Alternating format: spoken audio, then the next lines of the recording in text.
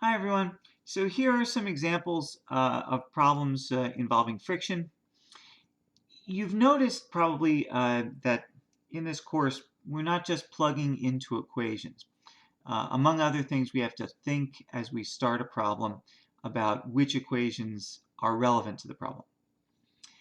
With problems involving friction, there's an additional step in which we not only have to think about which equations to apply, but we often have to calculate a value to determine which equation to apply. And I'll show you that in the first example. So here we have a level surface with a mass on it, and it's being pulled with a rope that's attached on its right side. Ropes pull so that there's a tension force to the right. And we're told that the tension force is 10 newtons. The mass is 2 kilograms. The coefficient of static friction is 0.75. Coefficient of kinetic friction is 0.5. Yep. It starts at rest.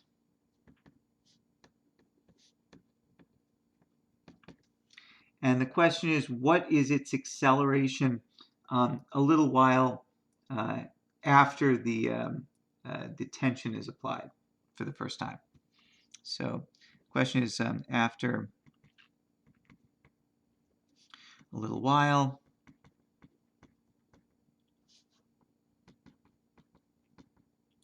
what is the acceleration? Now, I don't know at this point whether the tension is going to be big enough to overcome the maximum static friction. Remember, the static friction comes into being as you apply a force. So if there's no horizontal force applied to the mass, there's no static friction. As I start to pull it to the right, a static friction comes into being that points to the left. Static frictional force comes into being that points to the left. And the static frictional force gets bigger and bigger as I increase the tension until the tension is too big and the maximum static friction is exceeded by the tension, and the mass starts moving to the right, and it starts accelerating due to the tension applied. And then the frictional force is the kinetic friction, so that the acceleration is due to the tension minus the kinetic friction. So in order to figure out what happens, those things are qualitatively different, right? In one situation, the thing doesn't move. The frictional force is the static friction, and it's equal to the tension because it's canceling the tension to keep the thing at rest. In the second case, the thing is moving, the friction is the kinetic friction, and now the net force in the horizontal direction is the tension minus the kinetic friction, and that gives rise to the acceleration. So the first thing I need to do is figure out whether the maximum static friction is greater than or less than the tension to see if the thing starts moving in the first place.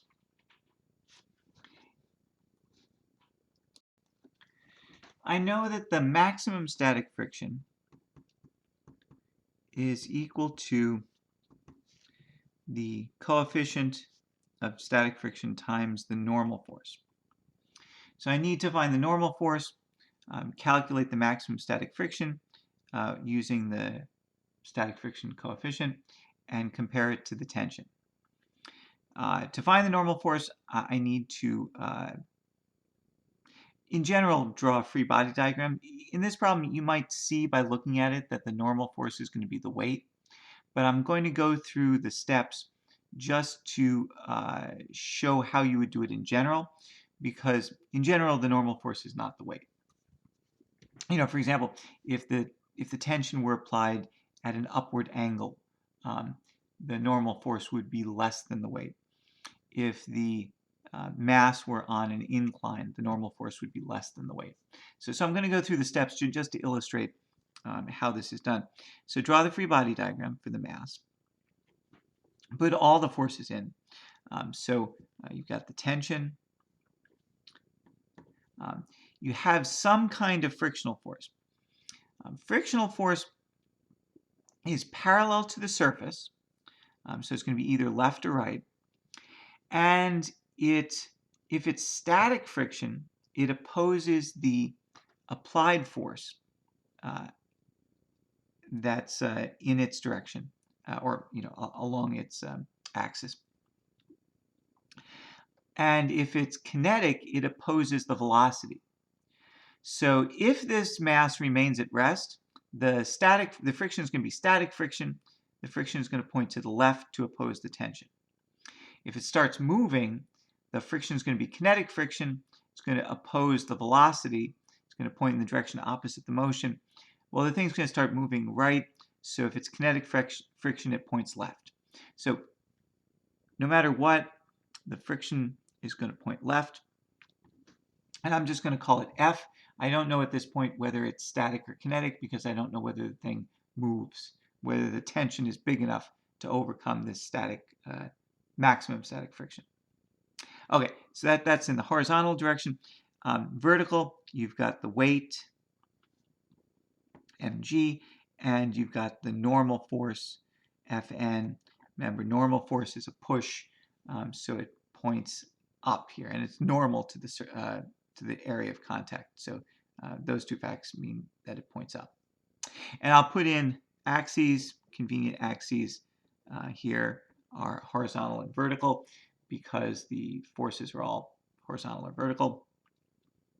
So I'll write down the sum of forces in the x direction, which is, I've got the tension in the positive x, I've got the friction force in the negative x, so T minus F. Other forces are up and down, so they have no x component. And that is equal to m a sub x. I don't know yet what a sub x is. Sum of forces in the y direction. I've got the normal force up, the weight down. Nothing else is pointing in the y direction. Nothing else has a component in the y direction because friction and tension are both horizontal. And that's equal to ma sub y. And from the picture, the mass is not going to leap off the surface, so there is no motion in the y direction, and hence no acceleration in the y direction. So this is 0. Okay, so to find equation 1, equation 2, to find the normal force, I just take equation 2, I solve for the normal force, I add mg to both sides, so I get the equation is Fn minus mg is 0. If I add mg to both sides, I get normal force is mg. And then I want to find the maximum static friction, so I use the equation I wrote down. Fs max is mu sub s times Fn. Fn is mg. So I plug in, and this is mu sub s. So I plug in mu sub s is 0.75.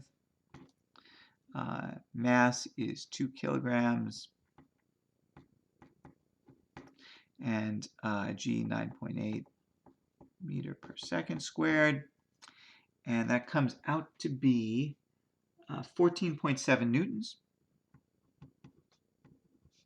which is greater than the 10 newtons, meaning that there's more than enough static friction available to cancel the tension, and so the thing doesn't move.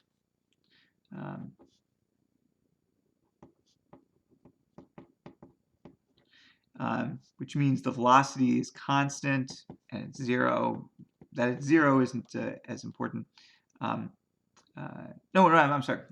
The velocity is 0. That is the key point here because it's static friction. But anyway, for finding the acceleration, the fact that the velocity is constant is the thing I'm interested in. So yeah, let me say that velocity is 0, which means it's constant. which means that the acceleration is 0. Yeah. Yeah. The fact that the velocity is 0 is a crucial point here, but the fact that the acceleration is 0 is due to the fact that the velocity is constant. Yeah. Okay. So that's the first part. Second part is what is the what is the static friction force in part A?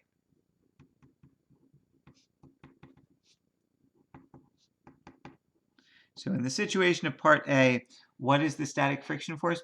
And a common mistake is to say that the static friction force is the 14.7 newtons. It's not, right? Static friction is not, in general, equal to the maximum value it can have. It's equal to whatever is necessary to keep the thing from moving. And if I look at the equation I have here, equation 1, I've got T minus F, which is I now know is static friction, so I'll put the S, is equal to ma sub x. Well, the acceleration was 0, I found, in this case.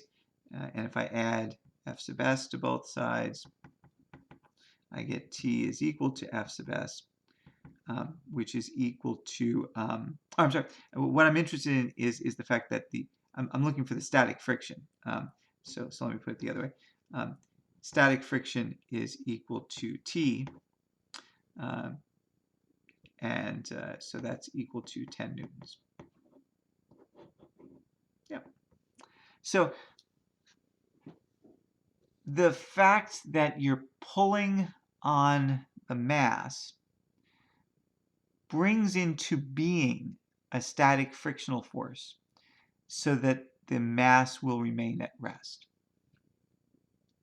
And so in this case, the static frictional force has to equal the tension, which is the 10 newtons.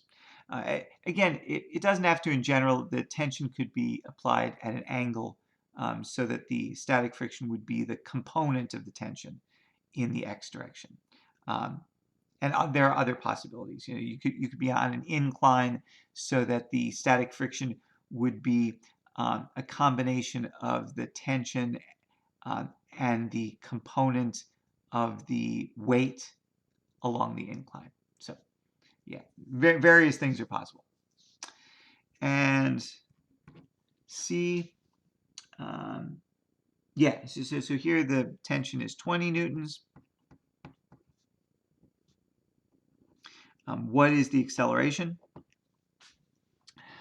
Well, the 20 newtons is bigger than the maximum static friction, right? So Fs max was 14.7 newtons, which is less than the 20 newtons,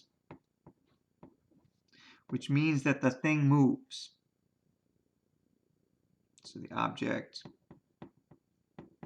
moves. All right. What does that tell us? Well, the equation I have for the acceleration, equation 1, says that T minus F is equal to m a sub x. And the thing is moving now, so the frictional force is the kinetic friction. I want to solve for a sub x, so I divide by the mass on both sides.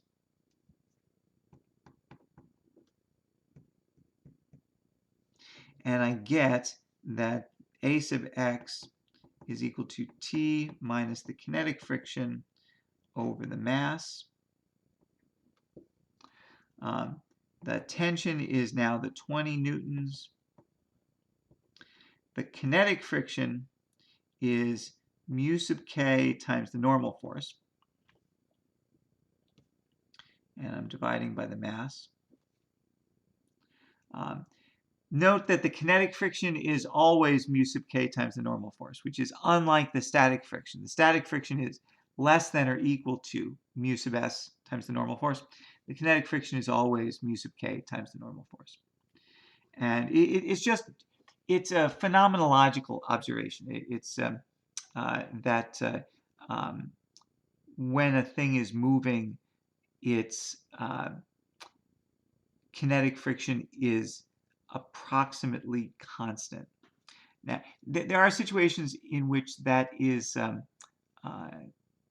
not a good approximation, in which the friction is velocity dependent. It increases with velocity.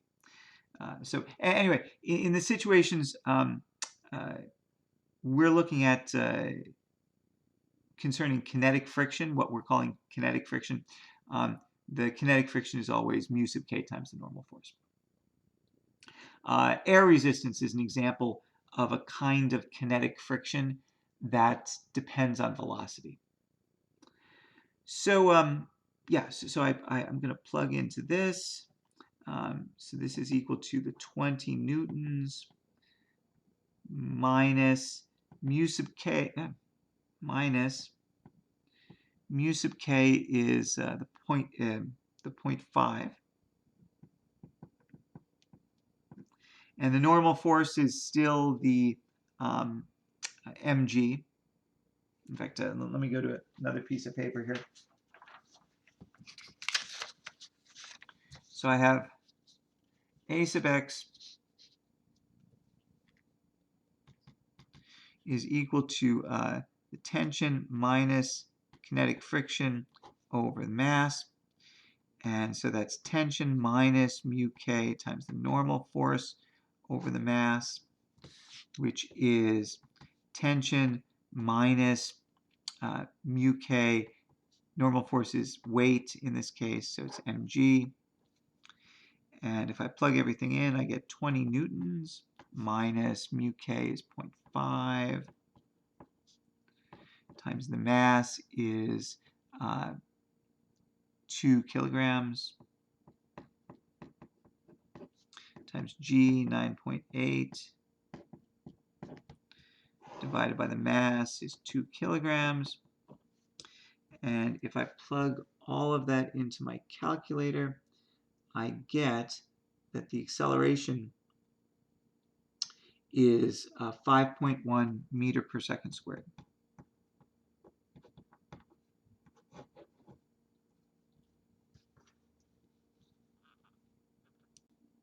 And note that that's the x component of the acceleration, so it is positive because the thing is going to accelerate to the right. You're pulling it to the right, so it's going to accelerate to the right. And I chose my x direction to be positive to the right, so that's why I get a positive value. All right, so I have one for you to try. Let me just leave this up for a second. If you have questions, please email me, or even better, a discussion board or office hours. So the one to try is this. It's the same situation, so it's the mass with the tension. And in this case, the tension is 100 newtons. The mass is 10 kilograms. The static friction coefficient is 0.5. And the coefficient of kinetic friction is 0.3. And it's just as before, starts at rest. And the question is, what is the acceleration a short time later?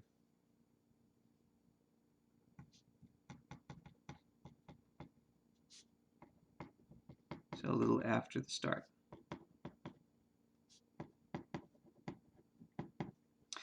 So please try that. And if you pause the video and come back, I'll show a solution.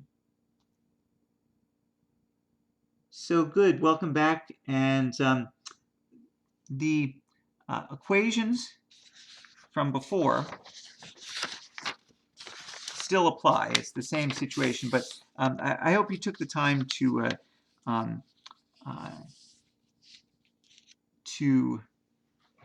at least understand where the equations came from, because on a test you have to be able to write these equations down. So in this case, I'm going to again see whether Fs max is greater than or less than the tension. And Fs max is mu sub s times the normal force. From equation 2, we found that the normal force was the weight, because normal force minus mg was 0, so the normal force was the weight. So this is mu sub s times mg. And if I plug in, mu sub s is the 0.5 times the mass is 10 kilograms times g, 9.8 meter per second squared, which comes out to be 49, it's half, so 49 newtons, which is less than the tension, right? Tension's 100 newtons, 49 newtons is less than that, and so the thing is going to move. And as a result, the friction is the kinetic friction. So this is the mg for the normal force was from equation 2. To find the acceleration, I plug into equation 1 again, and equation 1 says t minus f, which we now know is kinetic friction because the thing's going to move because the tension is greater than the maximum static friction. T minus fk is m a sub x, that's equation 1. And so we solve for a sub x, divide by m again, which is just the same thing as before. And don't forget parentheses, which I may have before. And so we get that a sub x is t minus kinetic friction over mass, which is t minus kinetic friction is always mu k times normal force over mass. And you could have skipped ahead. I'm showing each step here. But on the test, you'd have to go through all the steps, of course. T minus mu k, normal force again is mg. And so if I plug in the values, the tension is now 100 newtons minus mu k is 0.3 times m is 10 kilograms times g is 9.8 meter per second squared divided by the mass is again 10 kilograms. And if you plug those values into your calculator, you get that the acceleration is 7.1 meter per second squared.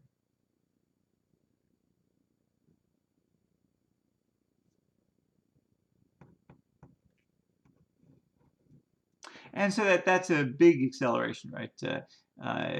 G is 9.8 meter per second squared. So it's the object is accelerating at a pretty great rate. So that was the one to try, and I'll put another example in a separate video. So thank you for your time, and I hope this has been useful, and until next video.